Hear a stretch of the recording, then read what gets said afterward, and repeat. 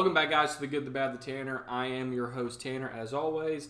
This week, we are back to normal. We have 3 movies, a good movie, a bad movie, and a Tanner. I'm going to be honest, this might get a little controversial. I don't care, though. Let's go ahead and slide into the good. This week's good is Toy Story 4. Now, I know that people are probably saying, oh, not my Toy Story, hashtag not my toys. I was on that wave too, I'll be honest. I did not watch Toy Story 4 when it came out. I completely ignored that movie. However, with Toy Story 5 coming out, I was like, I need to go ahead and watch it. I rewatched all the other ones. The first one is a masterpiece. The second one I didn't like as much as a kid, but I appreciate it more now as an adult. I gave it 4.5 stars, and 3 has always been a masterpiece and my personal favorite. Also 5 stars. And watching 4, I gave it 4 stars. I think it's pretty good. I think it's a good story. I think if you've been there from the beginning, you kind of see where Woody has come from, and the fact that he does leave to go help other toys. That's always been Woody's motto. Woody's always been Andy. Andy's his guy. And since Andy's no longer there, he's with Bonnie. Bonnie wasn't really playing with it as much. He was getting left in the closet. So I didn't really see it to be that crazy of him wanting to leave and be with Bo from Toy Story 1, which is a really good storyline in my opinion. The one setting I didn't love, going around the antique shop, that was kind of a little boring, but if you think about Toy Story 2 or even Toy Story 3, Toy Story 2, they're in the condo and they're in the toy shop and then they're at the airport. Toy Story 3, they're literally at the daycare and then the dumpster. So I mean, being at the little carnival and antique shop isn't that bad in my opinion. I understand some people not liking it, that nostalgia factor, but I still liked it. I thought it was good. It looks really good. So, Toy Story 4's rating on IMDb is a 7.6 out of 10. On Rotten Tomatoes, it is a 97 on the critic score and a 94 on the audience score. So there is an audience out there that likes it. And even me posting my ratings, there were people who were like, oh wow, this guy likes Toy Story 4. I'm listening to him. So that was fun. And on Letterboxd, it is a 3.3. So I think its lowest is on Letterboxd. But even there, my friends or followers, the people I follow on Letterboxd kind of have it at 3.5 to 4 stars. So even, some people do agree that it is good at least. But all around a solid movie. I was planning to go see Toy Story 5 this weekend. Instead, I went and saw the bad movie this week, which is Supergirl. I know that's a smooth transition. I practiced it. But Supergirl is ultimately a super letdown of 2026. I didn't love it. I think it takes basically John Wick and the aesthetic of Mad Max Fury Road, along with the human trafficking aspect of Mad Max Fury Road, puts them together and gives us kind of like a mid-comic book movie. Some people are saying people are being too harsh, or they misinterpreted it. I don't think that. I think all around it's just not that strong of a comic movie. It's very baseline. It's a simple story of revenge, which I think's good, but when this is the DCU's second step at a movie and a cinematic universe, and the fact that they give us Supergirl, it's just kind of underwhelming. A lot of people are like, oh, well, I'm happy it's not taking the MCU's blueprint, but then you look at it and you kind of don't know what the blueprint is for the DCU. Like, let me go ahead and get the ratings out of the way. On Letterboxd, Supergirl is at a 3.1. On IMDb, Supergirl is at a 6.1 out of 10. And on Rotten Tomatoes, it's at a 56 critic score, which is rotten, and a 77% on the audience score.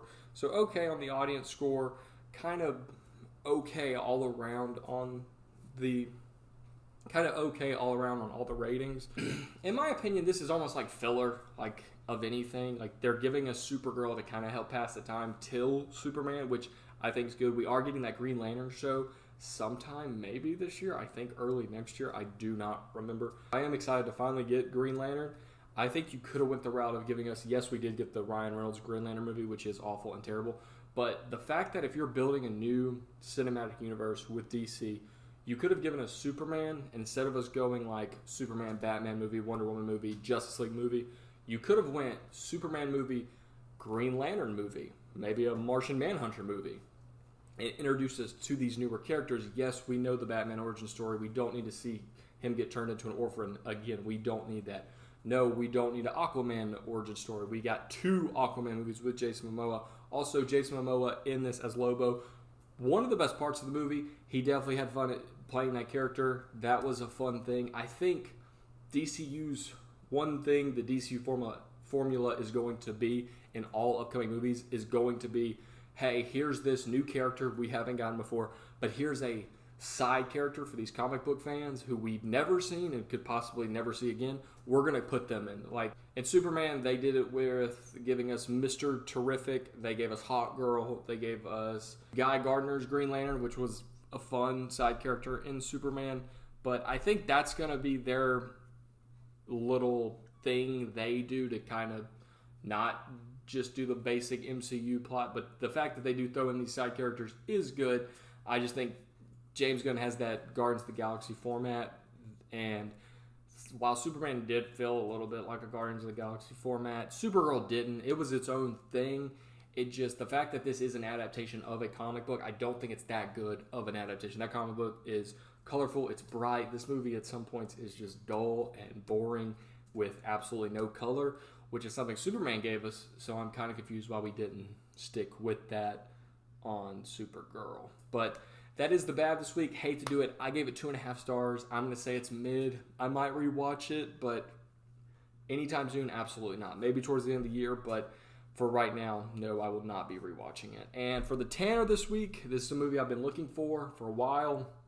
I saw it on an edit on TikTok, which is a crazy way to find a movie, but if it looks good on the edit, it probably looks good in the movie, and I was right.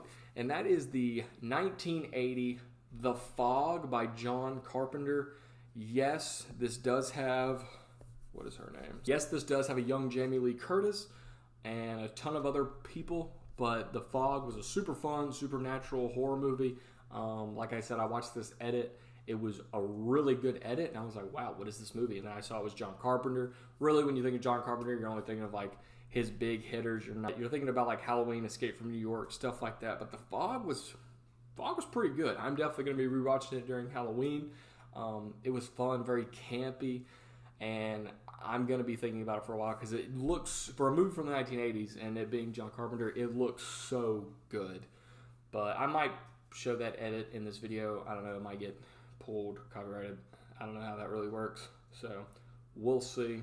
So for The Fog on IMDb, it is a 6.8 out of 10. On Rotten Tomatoes, it is a 77 on the critic score and a 65 on the audience score.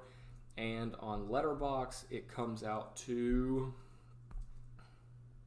a 3.5 on Letterboxd. That might be the highest out of all the movies I rated, I think. Yeah, 3.3. So it's the highest on Letterboxd out of all the movies, because Supergirl right now is sitting at a 3.1. So that's really good. And I just never heard anyone talk about this movie, which, yeah, it's sometimes people just, you find a gem, you watch it, you really like it, and then over time it'll start popping up, more people will start talking about it. But for a movie from 1980, I just really haven't heard of it. And it was, like I said, campy, almost like Stranger Things vibes, a small local town. I would love to see someone remake this, possibly like do a limited series. Maybe get the people who did Outer Banks, because it is that kind of vibe. I would so watch this if the Pates decided to do like a North Carolina ghost pirate remake. I did think I saw a 2005 remake. Let me double check on that. Oh my goodness. Yes, there is a 2005 supernatural horror remake with Superman himself, Tom Welling. Wow, that's crazy. So there is a remake out there. Might watch that. I really don't know. It has a 4% on Rotten Tomatoes, so it is probably terrible. And a 1.8 on Letterboxd, and a 3.7 out of 10. So you know what? We actually probably will not waste our time watching that. However, Tom Welling, I do like him. He's fun. But that is funny how that just came full circle, all connected to Superman with Supergirl, The Fog.